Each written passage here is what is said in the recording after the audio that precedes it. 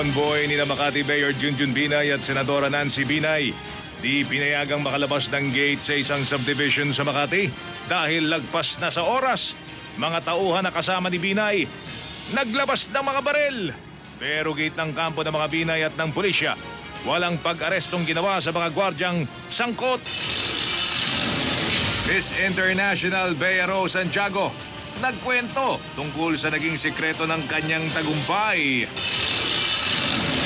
Matapos ang aksidente sa Skyway, inspeksyon sa mga bus ng Don Mariano Transit patuloy. Pero 3 lang ang sumipot ngayong araw. Iba pang bus companies ng may-ari ng Don Mariano, naghihiraman lang daw ng driver. Mga pasaherong pumapasok sa MRT station, nililimitahan na para iwas siksikan. Pabor nga ba o perwisyo sa mga pasahero? Jewelry shop sa Isabela, pinutas ang kisame para manakawan. Abot sa 50 milyong pisong halaga ng alahas. Nalimas. Marian Rivera, nangangalap ng donasyon para makapagpagawa ng bangka para sa mga binagyo sa Northern Cebu. Gretchen Barreto, tumestigo laban kay Claudine sa kaso nila ni Raymart Santiago. At mga penguin sa South Korea, nag-ala Santa Claus.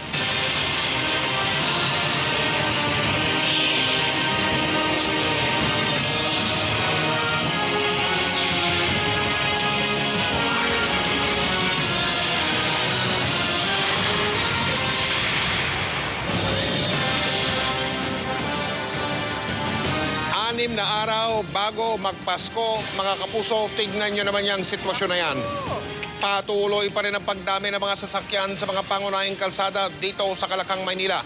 Abay usad pagungo, mga kapuso, EDSA Orense, bumper to bumper ang mga sasakyan sa mga sandaling ito. Tignan nyo naman, mga kapuso, may mga lumilipat pa ng lane. Ayan, at EDSA Ortigas naman po tayo, mga kapuso. Tignan nyo naman yan. Halos hindi na gumagalaw. Yung nasa baba ng flyover, yung puro pulang ilaw. Malapit po yan sa isang malaking mall. Bagyan ang nagsisikip din ang daloy ng mga trapiko yun sa papuntang Pasig naman, mga kapuso. EDSA Cubao, puntahan po natin. Ito po, live na kuha. Ba? Himala? Maluwag ang magkabilang lane.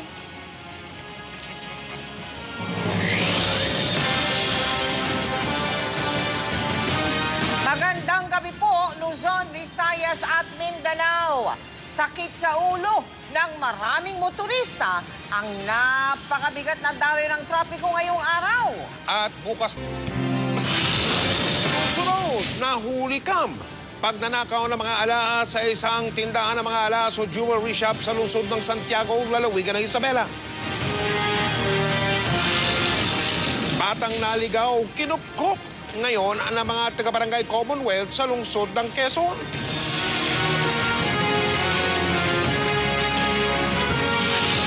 Gretchen Barreto, naging madamdami ng tumestigo laban sa kapatid na si Claudine sa kaso nila ni Raymart Santiago.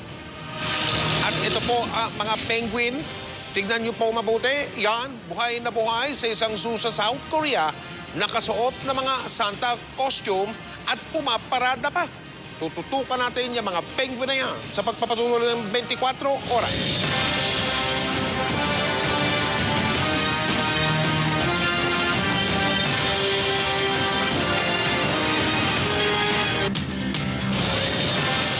Susunod, jewelry shop sa loob ng isang mall sa Isabela.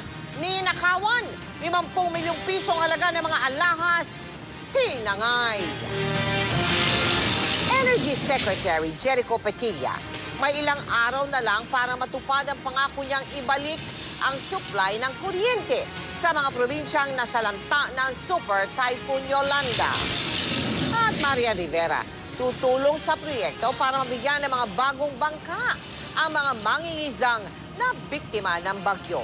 Tutukan lahat ng yan dito sa 24 oras.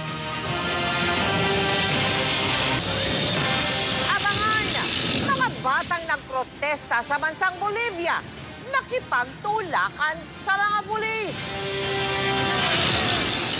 Mga baril na mga pulis ng Metro Manila, sinelyuhan laban sa indiscriminate firing sa Pasko at sa Bagong Taon. At Gretchen Barreto, tumestigo laban sa kapatid na si Claudine.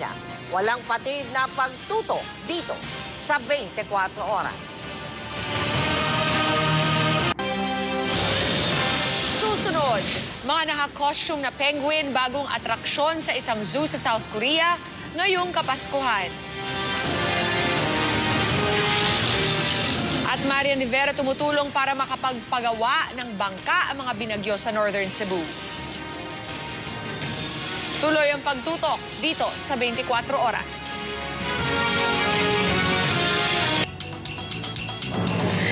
At yan po mga balita ang aming tinutukan sa nakalipas na 24 oras. Maraming salamat sa inyong pagtitiwala.